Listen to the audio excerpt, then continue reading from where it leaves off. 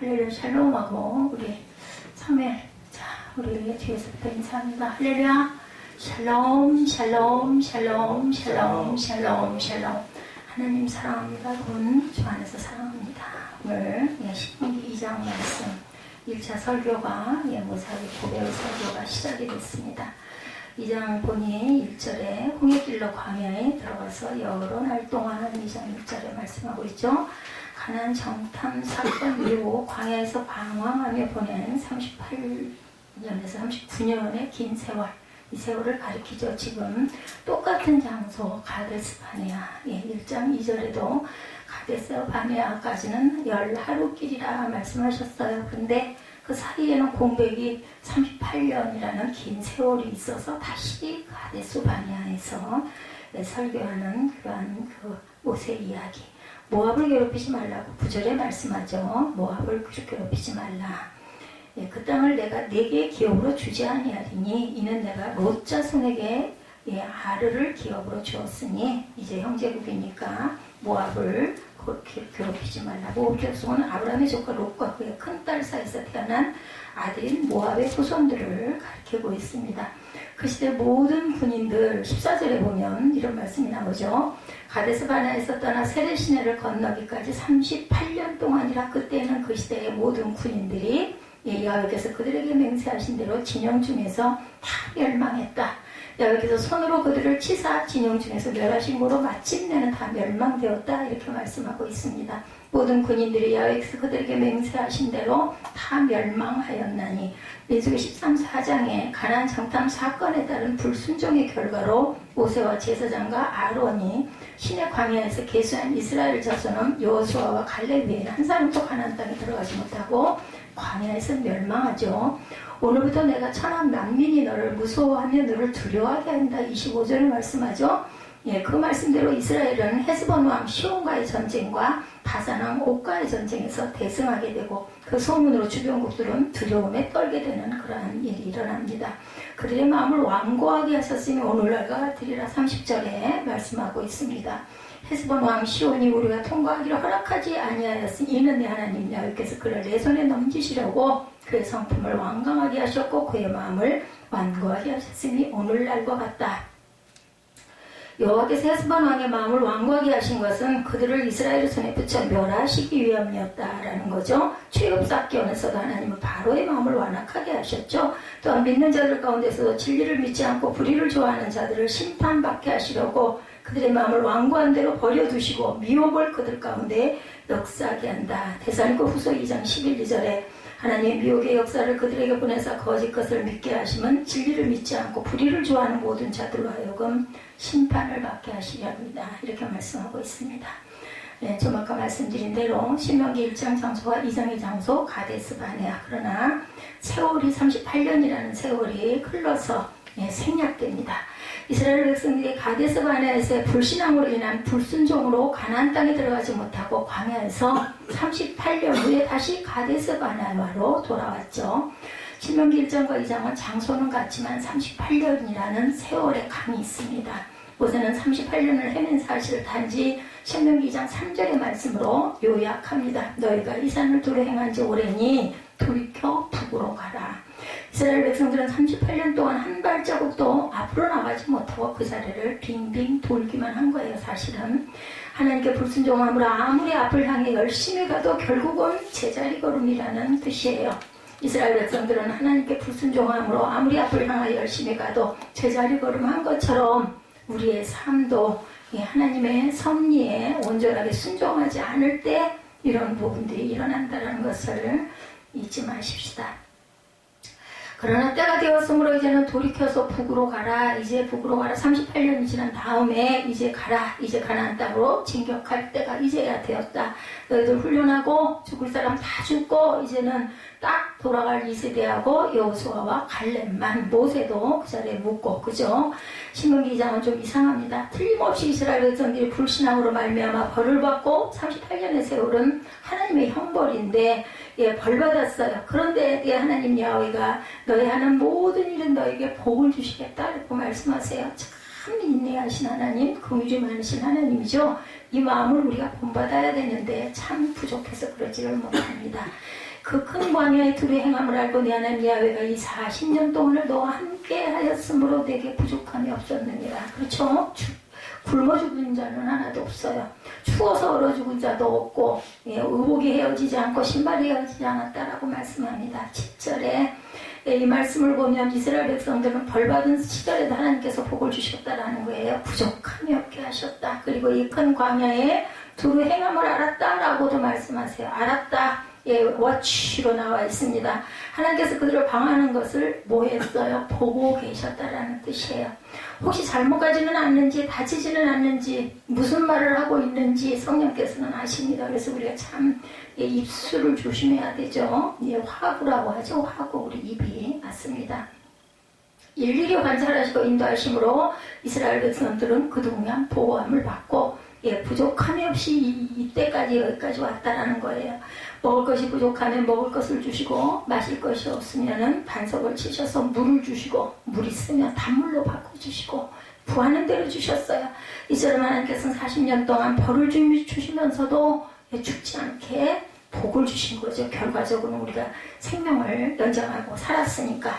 자녀를 기르면서 자식이 가끔 잘못하면 체벌을 받아요. 그죠? 벌 주거나 체벌하면 자식들은 울면서 자기 방으로 들어가서 밥도 먹지 않고 아주 금식을 합니다. 금식이 아니라. 그러면 부모님은 자녀가 제대로 있는지 살펴보고 냄새를 풍기고 문을 살짝 열고 넣어주기도 하죠.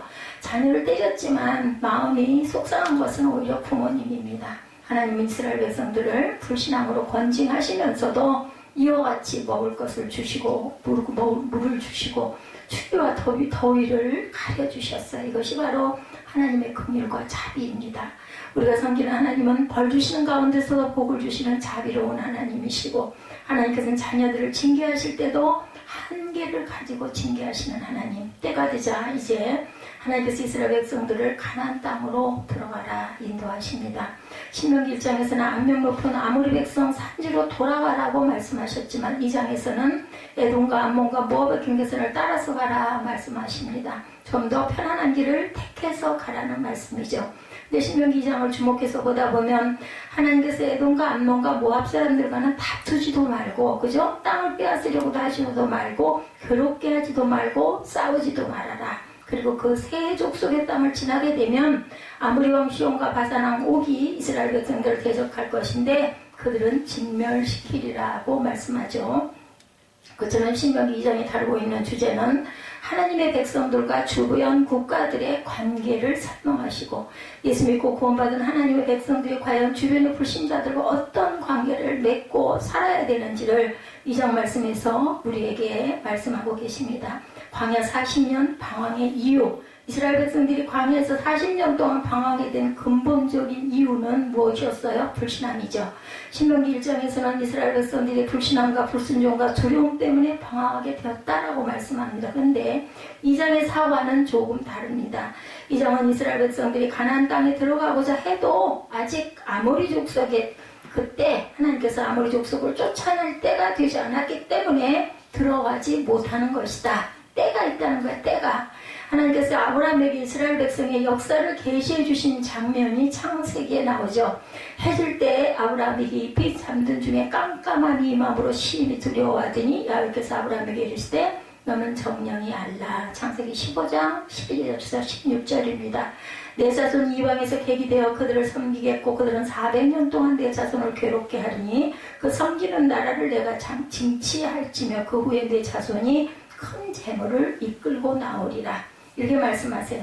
하나님은 아브라함을 택하시면서도 아브라함의 자손이 큰 민족을 이루지만 애굽에 가서 400년 동안 노예 생활을 할 것이고 400년이 지난 후에 애굽을 징치하실 때 그 자손들이 큰 재물을 가지고 애굽에서 나오게 될 것이라는 거예요. 400년이란 긴 세월. 그리고 또한 징치하심이 또 남아 있습니다. 그랬을 때 재물을 가지고 나오리라. 이어서 너는 장수하다가 평안히 조상에게로 돌아와 장사될 것이요 내 자손은 4대 만에 이 땅으로 돌아오리니 이는 아모리 족속의 죄악이 아직 관용치 아니함이라. 때가 안 됐다라는 거죠.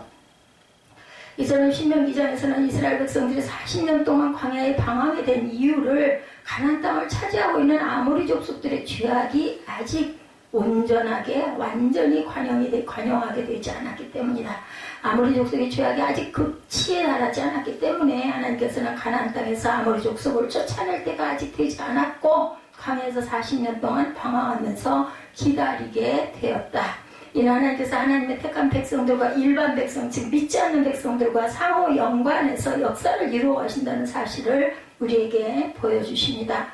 하나님은 하나님의 백성들을 통해서만 역사를 진행하시지는 않습니다. 그러므로 신명기 2장이 다루고 있는 주제는 은혜받은 하나님의 백성들과 은혜받지 못한 세상 사람들이 어떤 관계를 맺고 살아야 하는가라는 것의 요약이라고 할 수가 있죠.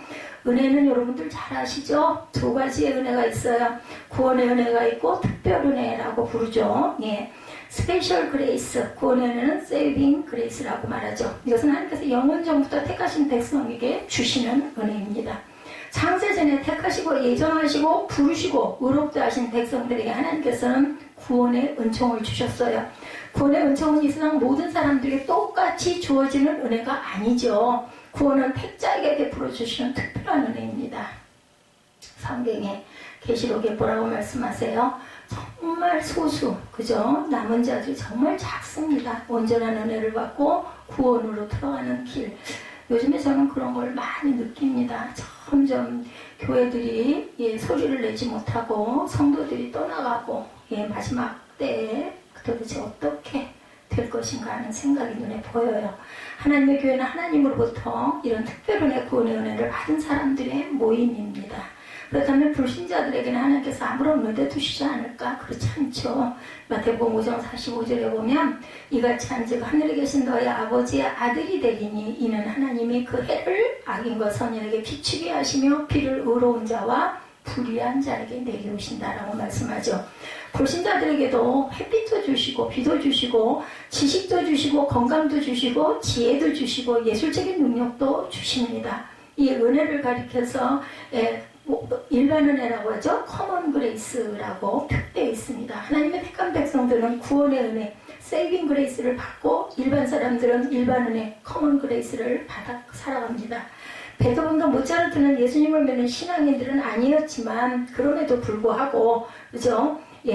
아름다운 음악을 작곡해서 그 음악을 듣고 우리는 즐깁니다. 소설가 해밍웨이도 불신자이지만 좋은 소설을 썼기 때문에 우리가 지금 즐겨 읽고 있죠. 수많은 과학자들이 모두 다 성도들, 신자들은 아닙니다. 정치가들도 그렇죠. 그분들을 정치로 이끌어가기 때문에 우리가 지금 또한 먹고 나라를 이루고 삽니다. 이것이 바로 일반 은혜, 일반 은총인 것이죠. 대항하지 않은 백성들에게 예절과 상식으로 대하라 두 번째 말씀하고 계십니다. 그러면 구원의 은혜를 받은 하나님의 백성들은 일반 은총을 받은 세상 사람들과 우리는 섞여 살아야 되는데 어떻게 살아야 할 것인가? 예절과 상식으로 대하라. 신명기 2장에서는 하나님의 백성을 대적하지 않는 사람들과 백성을 대적하는 사람들 두 종류가 나오죠. 대적하지 않는 사람은 암몬, 모압 그리고 에돔 세 족속이고 대항하는 족속은 아모리 왕 시온과 바산 왕 옥이었어요. 중일 전쟁이 일어났을 때 중국의 유명한 두 지도자가 장개석과 모택동이 힘을 합쳐서 일본에 항거해서 전쟁을 승리로 이끕니다. 그리고 1945년 두 사람이 모여서 통일된 중국을 이루고자 했으나 계획이 깨집니다. 결국 46년 부터 3년 동안 중국의 내전이 일어나게 돼요. 장개석 군대와 모택동 군대가 싸운 거죠. 장개석은 자유민주주의의 사상을 가졌고 모택동은 공산주의 사상을 가졌어요. 자유민주주의를 지원하는 장개석이 승리했으면 좋았을 것인데 장개석의 군대는 패배하고 대륙을 떠나 결국 대만을 차지하고 모택동 군도는 승리하여 대륙을 차지합니다. 왜 모택동은 승리하고 장개석은 졌을까? 정사에는 나오지 않지만 야사에 보면 이런 이야기가 있습니다. 모택동은 자신을 따르는 부하들에게 너희는 어느 지역을 가든지 민폐를 끼치지 마라 이렇게 말했다고 그래요. 거기서 여자를 겁탈하지 말고 양식을 빼앗지 말아라. 사람들을 절대로 괴롭히지 말고 조용히 주는 것만 먹고 지나가라 이렇게 명령했다고 합니다. 그리고 민폐를 끼치는 사람을 엄벌에 사형에 처했다고 그래요. 그러나 장개석 군대는 가는 곳마다 민폐를 끼쳤기 때문에 민심이 결국은 돌아서고 말았다고 그러죠. 그래서 장개석 군대는 자유민주주의를 따랐음에도 불구하고 대만으로 쫓겨나고 모택동 군대가 결국 대륙 중원을 차지하게 됩니다. 하나님께서는 교회에 대응하지 아니하는 세상 백성들에 대해서는 예절과 상식을 가지고 대해라 명령하십니다. 모압, 암몬, 에돔 사람들과는 다투지도 말고 괴롭게 하지도 말고 싸우지도 말고 그들의 땅을 빼앗으려고도 하지도 말고 양식과 물이 필요하면 돈을 주고 사라고 말씀하십니다. 하나님께서 이스라엘 백성들에게 에돔, 노안, 암몬 백성들은 악한 백성들이고 우상숭배하는 백성들이고 부도덕투한 백성들이지만 그래도 너희를 대항하지 않고 너희에게 길을 내어줄 것이니 그들과 싸우거나 다투지 말고 민폐를 끼치지 말라고 말씀하신 거예요. 하나님께서 왜 가나안이라고 하는 조그만 땅에 이스라엘 백성들을 몰아넣고 거기서 억지로 살게 하셨는지 저도 가끔 궁금한 생각이 들 때가 있어요. 차라리 애국과 모압 사람들 전부 쫓아내고 넓은 땅을 마음대로 차지하고 살게 하시지 왜 조그만 가나안 땅으로 이스라엘 백성들을 그렇게 힘들게 들어가게 하셨을까? 이런 의문을 가질 때가 많습니다. 그것은 세상 백성들을 모두 쫓아내거나 죽이고 하나님의 백성들끼리만 모여 살게 하시는 것은 하나님의 방식이 아니기 때문이죠. 하나님께서 특별 은혜를 베푸실 때 일반 은혜를 받은 죄인들 가운데서도 택하시고 은혜를 베풀어 주라는 것입니다. 만약에 은혜 받을 그런 죄인이 없다면 특별 은혜를 베풀 수 있는 하나님의 터전도 어찌 보면 없어지는 것과 같습니다. 우리도 예수님을 믿어서 의인이 됐지만 의롭다 칭함을 받았죠. 의인이 된 건 아닙니다. 이 세상을 살아갈 때는 죄인들과 섞여 살아갈 수밖에 없고 살아야 됩니다. 우리는 죄인들로부터 또한 혜택을 받기도 해요. 그렇죠? 그 길에 길을 닦아 놓으면 우리가 자동차 타고 달리고 장사하면 가서 물건도 사고, 그죠? 죄인들이 의사가 되면 가서 병도 치료하고 수술도 하죠. 아무리 우리가 예수를 믿고 하나님의 특별 은혜를 받아도 세상을 사는 동안에는 그들과 섞여서 살 수밖에 없습니다. 예수님은 알곡과 가라지의 비유를 통해서 말씀하시죠. 마태복음 13장 29절에 30절입니다. 주인이 가로되 가만두어라. 가라지를 뽑다가 곡식까지 뽑을까 염려하노라. 둘 다 추수 때까지 함께 자라게 두어라. 추수 때 내가 추수꾼들에게 말하기를 가라지는 먼저 가두어 불사르게 단으로 묶고 곡식은 모아 내 곡간에 넣으라 말씀하시죠.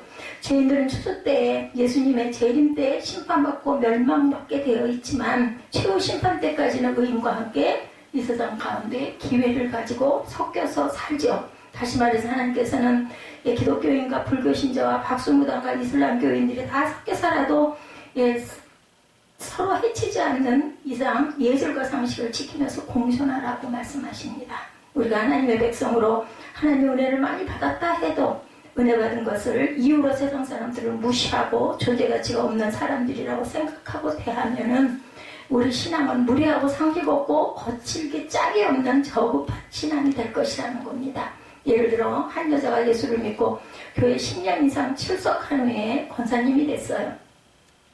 그런데 이 권사님의 남편은 예수님을 믿지 않기 때문에 매일 술을 들고 취해서 소리 지르며 집기들을 때려 부십니다. 집에만 들어오면 술이 취하면 권사님이 남편을 보고 이 마귀 새끼야 이 사탄아 라고 이야기한다면 이것이 바로 상식 없고 무례한 신앙이라는 거죠. 베드로 사도는 아내된 자들아 이와 같이 자기 남편에게 순복하라. 이는 혹 도를 순종치 않는 자라도 말로 말미암지 않고 그 아내의 행위로 말미암아 구원을 얻게 함이라. 베드로전서 3장 1절에 말씀합니다. 아무리 남편이 술 취해서 집에 들어와도 예수를 믿는 아내가 남편을 욕하고 그렇게 하면 남편은 속으로 우리 마누라 교회 다니면서 어째 졌다이야 욕만 할 줄 아네 이렇게 얘기한다는 거죠. 우리는 불신자들 앞에서 예수 믿는 사람들로서의 상식과 예절을 더욱더 지켜야 된다는 겁니다. 복음적인 양심이나 정직을 내세워 사람들에게 상식 이하의 행동과 말을 해서는 절대로 안 된다. 전도하겠다고 사람들에게 갑자기 내가 보니 당신들 안에는 귀신이 20마리 들어있어 이런 소리 하면은 어이쿠 무서워서 교회 가겠어 얘기하겠느냐는 거죠. 물론 불신자들이 지옥에 간다는 말은 맞긴 하지만 정직한 양심을 핑계로 이렇게 예절없고 무례한 행동을 절대로 해서는 안 되겠다. 때가 있는 거예요. 그죠? 참 힘들어요. 가족이 예수를 믿지 않고 아무리 얘기를 해도 들으려고 하지 않고 아예 귀를 열지를 않죠. 답답합니다. 그렇지만 우리는 끝까지 기도해야 된다는 거죠. 그런 마음이 들어요. 뭐 자기 손해지 뭐 그러거나 말거나 그런 마음이 들지만 다시 돌이키고 다시 돌이켜야 합니다. 대항하는 백성들과는 싸우라 말씀하시죠. 오늘 본문에. 그렇다면 교회를 대항하는 불신자들, 하나님의 백성들을 대항하는 불신자들에게는 하나님께서 어떻게 하셨을까? 하나님께서는 앞서 싸우시고 그들을 진멸하십니다. 이스라엘 백성들은 모압과 암몬과 에돔 사람들과 마찬가지로 아모리 왕 시온과 바산 왕 옥에게도 예절과 상식으로 대합니다. 내가 그대 못 광야에서 헤스본 왕 시온에게 사자를 보내어 평화의 말로 이르기를 나를 내 땅으로 통과하게 하라. 내가 대대로만 행하고 좌로나 우로나 대로로만 행하고 좌로나 우로나 치우치지 아니하리라. 너는 돈을 받고 양식을 팔아 나로 먹게 하고 돈을 받고 물을 주어 나로 마시게 하라. 나는 도보로 지날 뿐이다. 26절에 이렇게 말하죠. 예절을 갖춰 정중히 요청했으나 헤스본 왕 시온은 이를 허락하지 않습니다. 우리의 통과하기를 허락지 아니하였으니 이는 너희 하나님 야훼께서 그를 내 손에 붙이시려고 그 성품을 완강케 하셨고 그 마음을 강팍하게 하셨다. 30절에 말씀하죠. 그래서 그들은 비참한 결과를 맞이합니다. 그때 우리가 그 모든 성읍을 취하고 그 각 성읍을 그 남녀와 이와와 함께 하나도 남기지 아니하고 진멸했다. 34절에 증거하죠.